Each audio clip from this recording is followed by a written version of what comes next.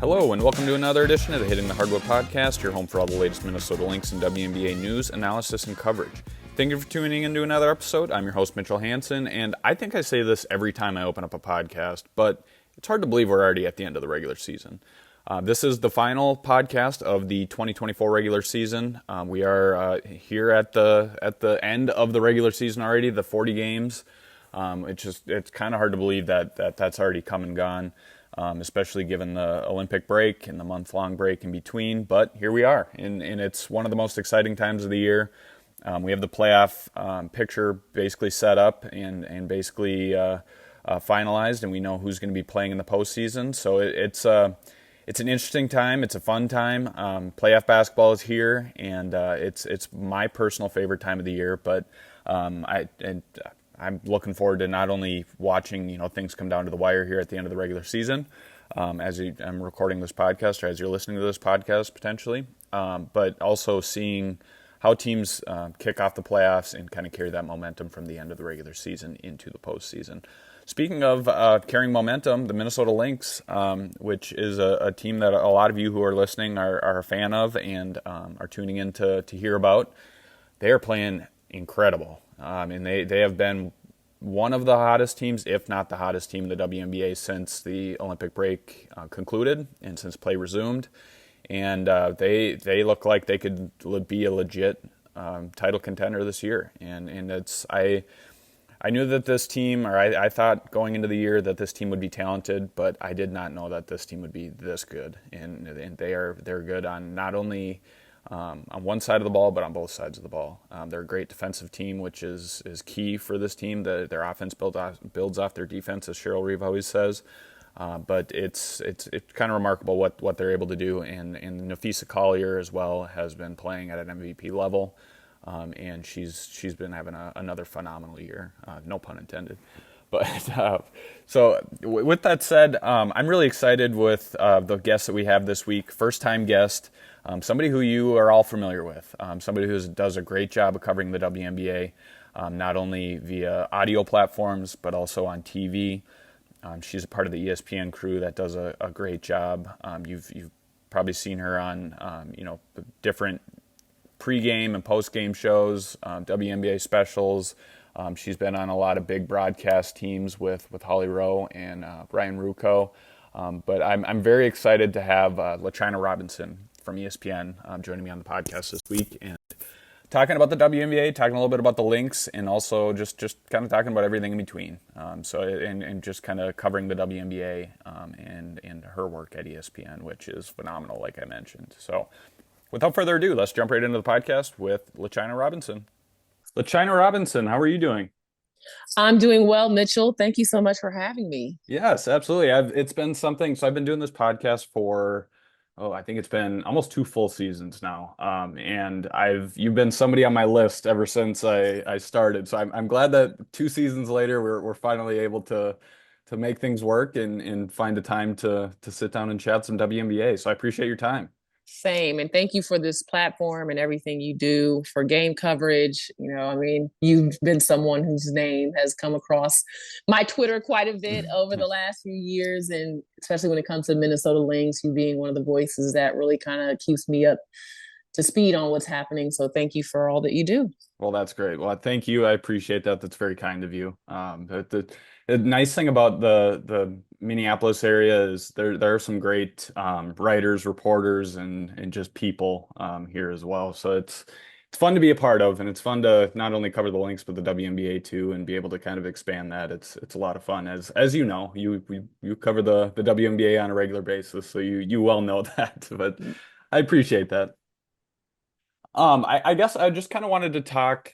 We can kind of jump right into things. Kind of wanted to talk a little bit about the season. I mean, it's kind of hard to believe as we're recording this podcast, we're here at the end of the regular season, which it always seems to fly by. Even with an Olympic break, it seems like it flew by. But what are your thoughts on kind of what we've seen so far from a league perspective? Man, it's been an exciting year. Mm-hmm. You never know what to expect from an Olympic year in particular, Right. because the break is such a big headline, and how teams are performing leading up to the break, how they're performing coming out. who has players playing, whether it's USA basketball for other countries in the Olympics. So I was just actually talking to a colleague about the fact that the Minnesota Lynx, throughout the years of their dynasty, kind of struggled in Hmm. Olympic years, right? Because they had so many members of their championship squads and their deep finals runs, like so many Hmm. players involved in Olympic years. So that's always an interesting season, but it's been very competitive. You expect that, but the individual performances is something that really stands out to me.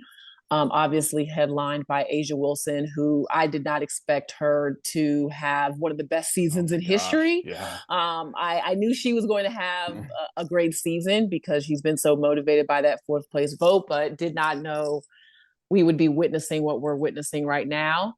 I Hmm. would also say the impact of the rookies has been greater than what I expected. Like Hmm. Caitlin Clark, Angel Reese, Cameron Brink before she got injured, Rakia Jackson, holy smokes, Hmm. right? So like you can look across the board at the rookie impact, Camila Cardoso, on and on and on. And they, though I knew they would be an impactful class, they have exceeded my expectations. I've been saying there's like a good rookie season, a great rookie season, and then there's like historic. Right. And we've been watching them really set some benchmarks in the league early in their career. So I would say those are a few of the biggest headlines for me and kind of where my brain has been most of this season, top level. Yeah. Has there been anything that maybe, going into the season you maybe had a mindset? Maybe it's the rookies that you just mentioned, but has there been anything that has changed or surprised you throughout the year that maybe you didn't expect, good or bad, at the beginning of the season? The Minnesota Lynx on line one. Yeah, I've been blown away by the Lynx. Boy, and it's such an interesting time for the organization because we're seeing Maya Moore Hmm. and her jersey retirement and all these moments, the odes to like Simone Augustus and the Naismith Hall of Fame. Like we're literally watching now that that group has officially all retired. We're saying goodbye to the biggest dynasty of my time Hmm. in sports media coverage, right? Like I Hmm. know there was the Houston Comets. I know that LA Sparks won back to back. I was right. I was just coming out of college. I was a young buff then, Mitchell. So wasn't actually covering the W then. And so real time, the Minnesota Lynx were just that dynasty, that team to beat. They set the standard. So having all of those players kind of leaving the scene officially and then having this new group um, evolve the way they have this season has been really, really fun to watch. I know Cheryl Reeve is a genius. Don't tell her I said that. But I definitely underestimated what she would be able to do with this new roster that she has put together, bringing in, Alana Smith and Courtney Williams, and just everything that is built the identity of this chapter of the Minnesota Lynx. Like I have been thoroughly impressed. I knew Napheesa Collier was a great player, but to me, this year she has taken that next step. Hmm. And I remember talking to her back during the Commissioner's Cup. I covered the Commissioner's Cup, and she said, "For the first time in my career, I feel like I am on a team that can compete for a championship." Hmm. And that really stood out in my mind as to how good this team could really be. And they have absolutely been the biggest surprise for me and exceeded expectations. Hmm.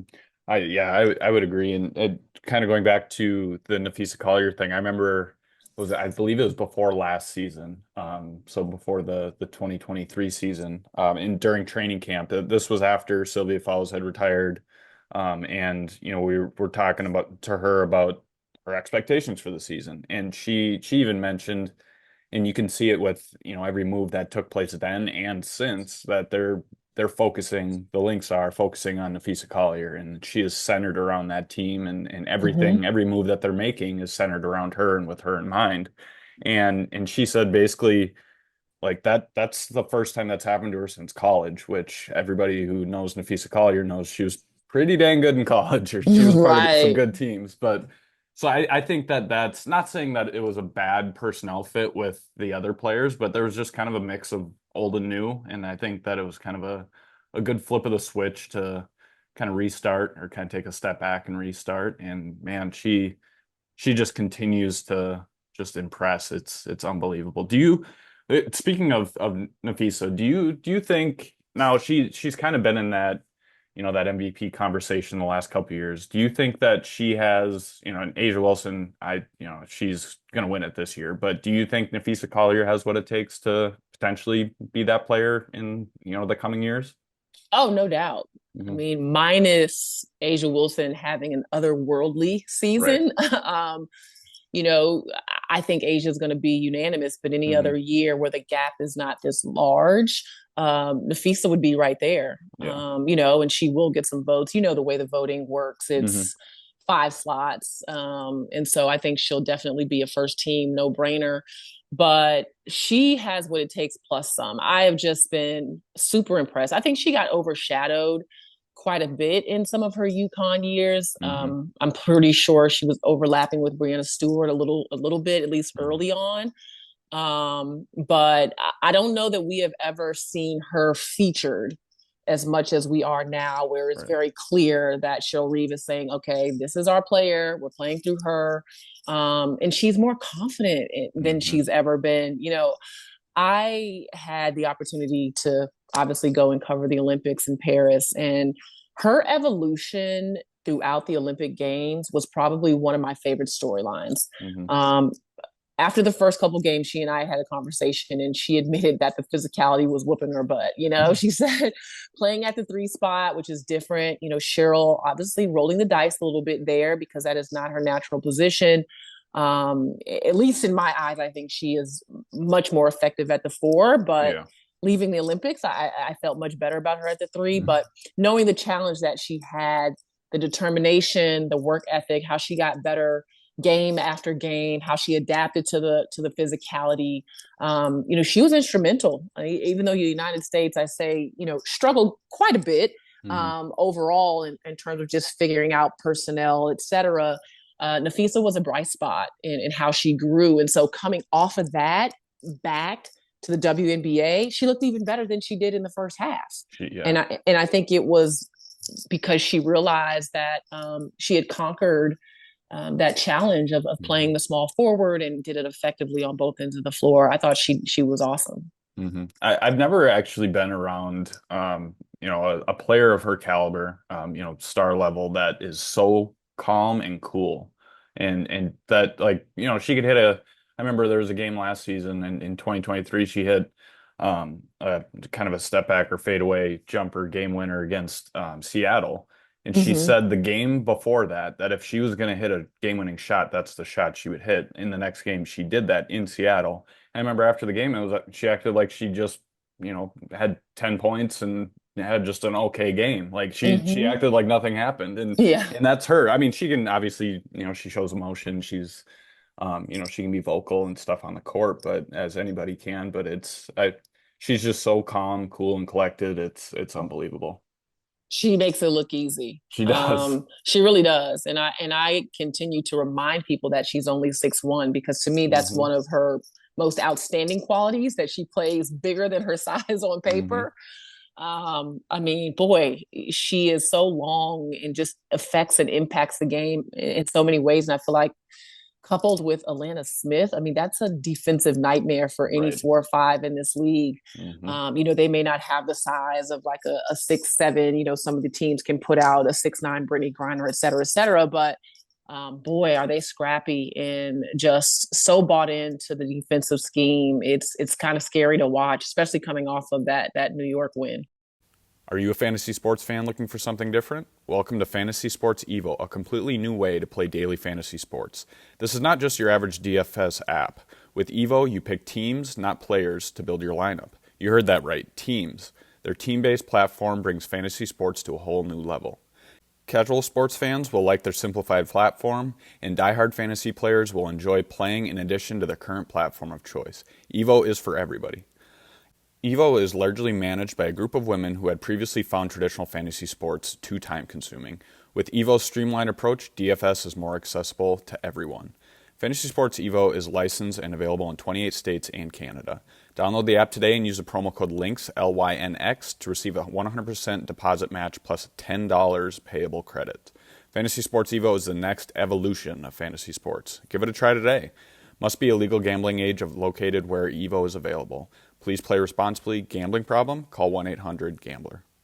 That's one thing that's kind of impressed me with the Lynx, in that how good they've been defensively this year. I didn't necessarily expect it to be that good. I mean, I expected it to improve, obviously, with the types of talent that they did bring in this offseason. But I mean, we saw that with in the dynasty era too. The Cheryl Reeve talks about it all the time. The defense or offense feeds off of the defense, and that's exactly the case again this year, and that's what's fed into their success. But I agree. I mean, Napheesa Collier and Alana Smith.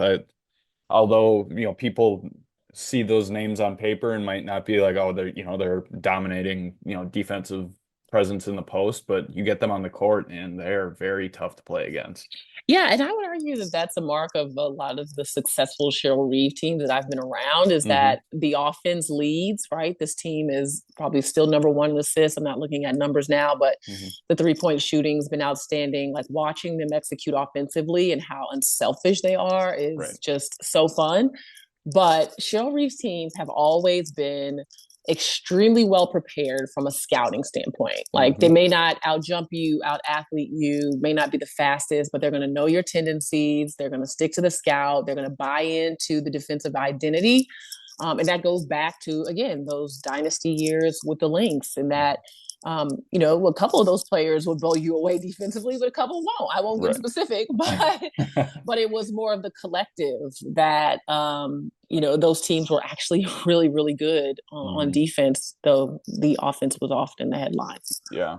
The thing that, kind of is impressive to me too about this team is, well, it's now been a full season, but at the beginning of the season, I mean, they started off really strong, and it, to me, that was the most surprising part, because when you have any new players, I mean, you look at Seattle. Seattle got off to a little bit of a slower start because they did have some new faces, which is expected out of a team that was active in the offseason. But I expected the same out of Minnesota. I expect them to be hotter and maybe in the middle portion of the season. It was the exact opposite this year, but that's part that I think, and that's, to your point, that's a credit to Cheryl Reeve and her coaching staff. That's a credit to the players and their personalities, and just, putting, the team before themselves, and they've just meshed together so well immediately that I mean, that's the reason why they're in the position they are in right now, is because they're just so close, and so they work so well together. It's unbelievable. No one cares who gets the credit. And I said this early in the season in the most respectful way.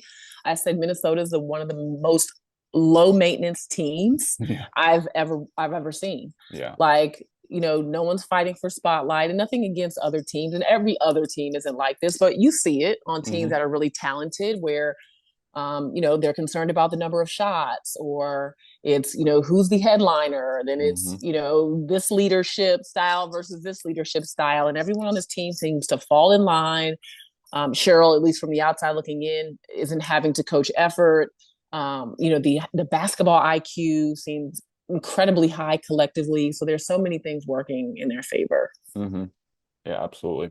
Do you think that this team has a serious shot at winning a title? I mean, they've put up, especially, looking at, they just played New York the other night, and they've looked very impressive against New York, I think, this season. And New York's been obviously the top team in the league all season long. But do you think that this team has a legit shot at making a deep run? Yes, and yes. And Mitchell, I said it during the Commissioner's Cup championship game, coming off of that game, at least, because that was kind of, I think, my first opportunity of this year to see them up close. I was like, oh yeah, they're a championship contender, no doubt. And to your point, I came into that game thinking, okay, this New York team, this roster, they've been together, a year and some change now. So at least I'm thinking they have the advantage in terms of chemistry and just overall knowledge of each other's game and system and all that stuff. And I left and I was like, well, this Minnesota Lynx team has been assembled for only a couple months. Yeah. And they really outplayed New York in those specific ways. And so, yeah, I know this team has what it takes. Now, here's the caveat to that, right? And I said this about New York because there was a stretch of time where New York's fans were like, "Oh, what do y'all mean they need Benijah? You know, they've been Right. winning games without her. She's been injured." I'm like, listen, regular season basketball and playoff basketball are very different. Mm-hmm. And you always want as much talent available to you as possible, right? Right. And so on paper, and I'm just using New York as an example because they just played them and because, whatever, they went to the finals last year. On paper, you've got a former MVP in John Cole Jones. You've got a former MVP in multiple in Mm-hmm. Brianna Stewart. Like, you look at those players that have led in a finals situation, the number of times John Quell has gone with Connecticut and Brianna Stewart. That's why them coming to those organizations was so important. Mm-hmm. Well, Minnesota does not have players that are proven late in the season the way New York does, right? So who knows when the bright lights come on, how that changes things, and who knows if they have enough on paper, right? In terms of that experience, in terms of that, the number of different ways that Cheryl can manipulate that team with experience, like who knows if that becomes a factor, but you have to start somewhere, right? You have to start getting that. I mean, Courtney Williams has been to several finals, obviously, so that's huge. But when you look at the experience again of like a Napheesa Collier, I'm trying to think. I don't think that she was on any of the deep runs for the Lynx, No, right? no, yeah. Yeah, she hasn't made that deep run in her career. McBride probably has, but just not as relied upon as I feel like she is going to be in the configuration of this team. Napheesa Heidemann sneakily is someone who I think is going to have to play very well in the playoffs because she has been in that environment and has that big game experience. But that's kind of what it's going to come down to. Atlanta Smith has never been relied on in the Atlanta Smith 3.0 version Right. to play the kind of role that she is going to be expected to play. So while I absolutely know that the Minnesota Lynx are capable of winning a championship, I am so interested to see how they respond if they're able to make it to a semifinal series and on to a final series and match up against those teams that have a bit more experience. Yeah, I agree. And I mean, you even look at kind of I view the NCAA tournament the same way. Like if a team like Minnesota is dangerous because there's two things that could happen. They could either collapse, like we were talking about, they could maybe collapse under pressure, or they could, that lack of experience might play a big role, or they could do the exact opposite and they don't, this for a lack of a better term, don't know any better, and they just go out and play free, and that they find more success that way. So it'll be interesting to see, to your point, what version we get, and if they are in close games, what happens, and kind of who is able to step up, because it's like you said, they haven't been there in the past, and well, they've been there in the past, but this team has not been there or made a deep run, and others have. So it'll be interesting to see. It's a good problem to have, I guess. It is. It is. And Cheryl Reeve has been there. That's the most Right. important factor. That is true.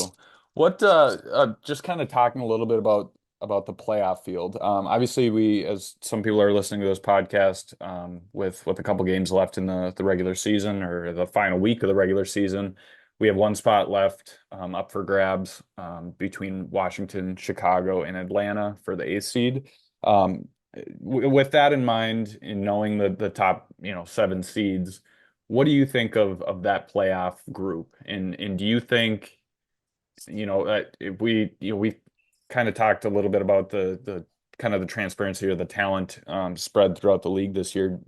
To me, it seems like this postseason, there's really no clear favorite. Like there's a couple teams that are there, I think, and it to me, in years past we've had. You can go back to the Lynx dynasty era. It was, Lynx and Sparks, or, last year it was New York, Las Vegas, where this year it almost feels like there's a team that's going to make a run. Do you kind of feel Yeah. the same way with the playoff field this year? Yeah, I think it's wide open. I think Mhm. you hit the nail on the head. When I look at the field, the scariest part for me, Mitchell, is that for some of these teams, um, they have everything on paper, but just not haven't performed up to potential. Right. I would say those teams are like Phoenix and Seattle in particular, right?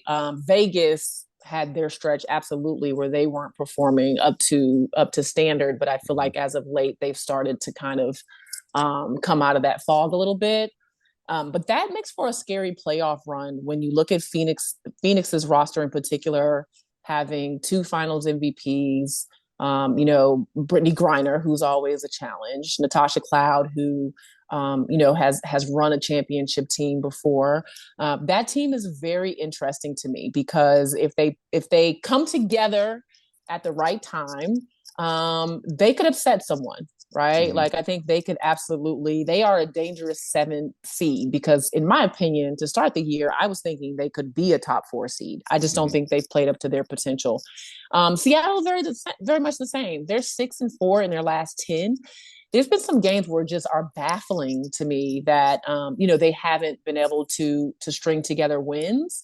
But I think because of teams like Minnesota that are just being configured this year and are doing great with all their new pieces, the Mhm. bar was just set really high for Seattle to do well with Skylar Diggins Smith and Neka Gumake. But in all reality, it takes time, right? Mhm. As we've learned from some of these quote super teams, if you will, that you can have the talent on paper, but it still takes time for teams to gel, for them to learn each other. And I would just hate for anyone who has to play for Seattle for that time to be in the playoffs.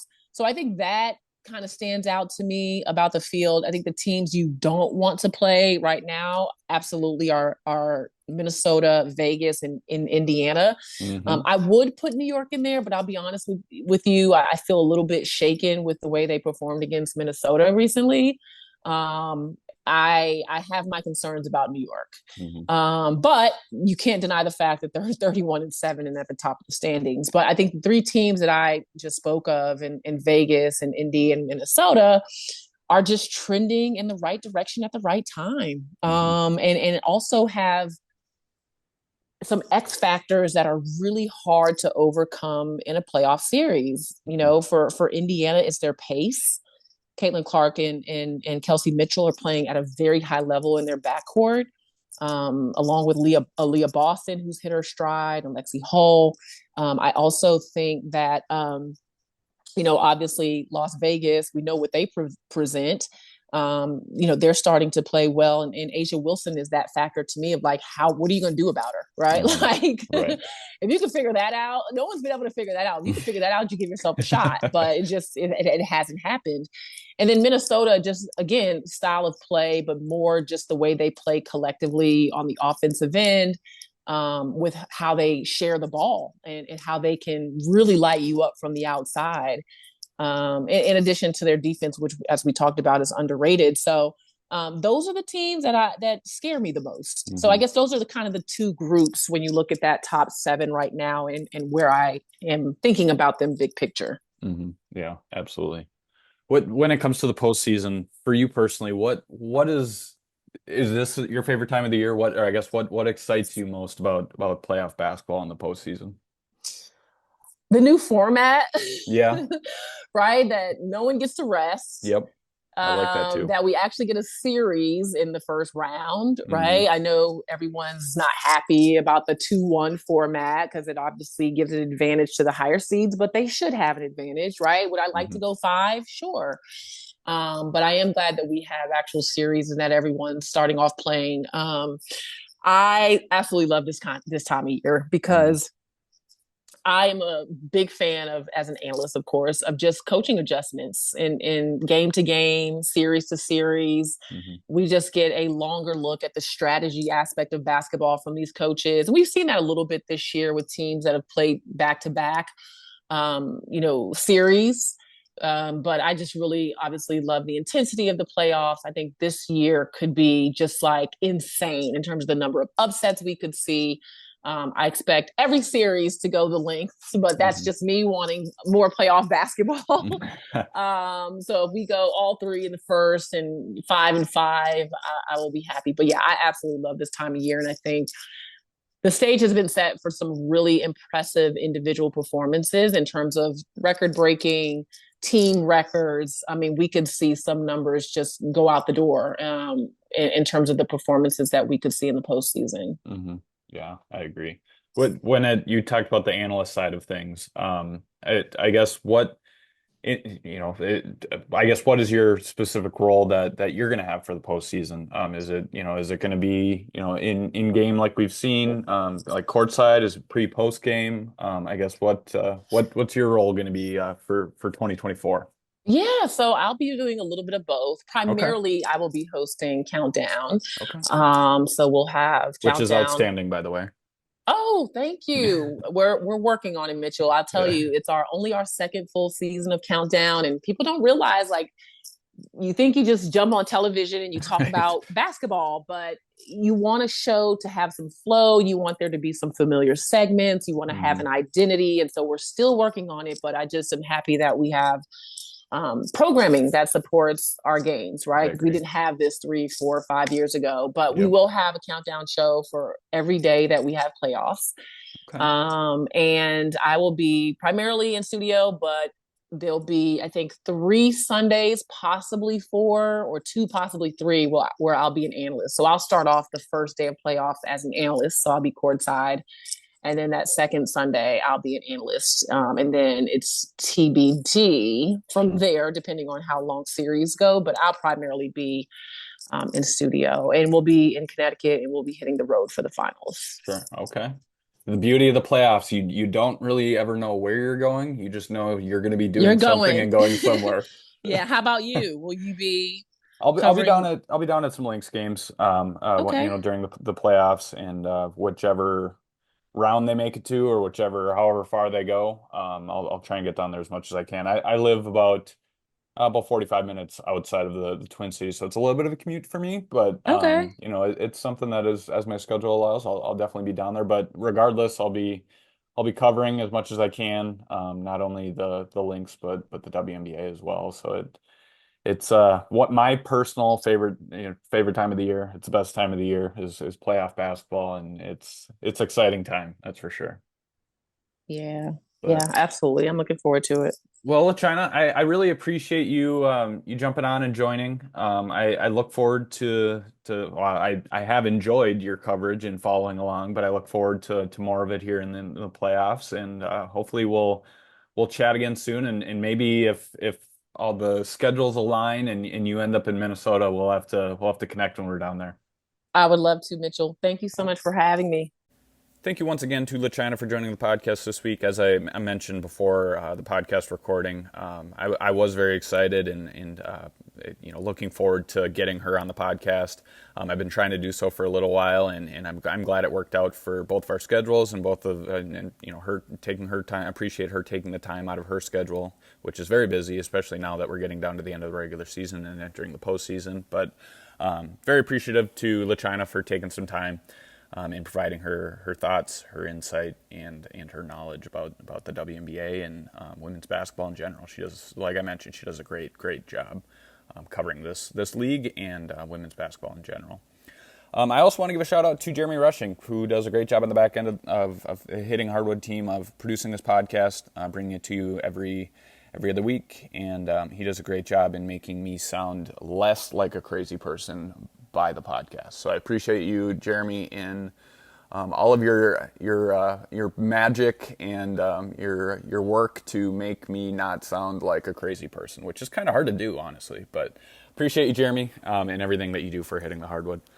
I also want to give a shout out to you heard the ad in the middle of the podcast, but I want to give a shout out to our new partner here at Hitting the Hardwood, Fantasy Sports Evo. You can go check out Fantasy Sports Evo at fantasysportsevo.com. And it's a great betting platform. It's a new way to play daily fantasy sports, where you pick teams. You don't pick players, you pick teams, which is something completely different. And if you're a first-time user, go visit, sign up. When you create an account, use the promo code LYNX, LYNX, and you receive a 100% deposit match plus $10 payable credits. So please go check out our friends at Fantasy Sports Evo. I'm really excited about our partnership. Really appreciate their partnership and support of Hitting the Hardwood.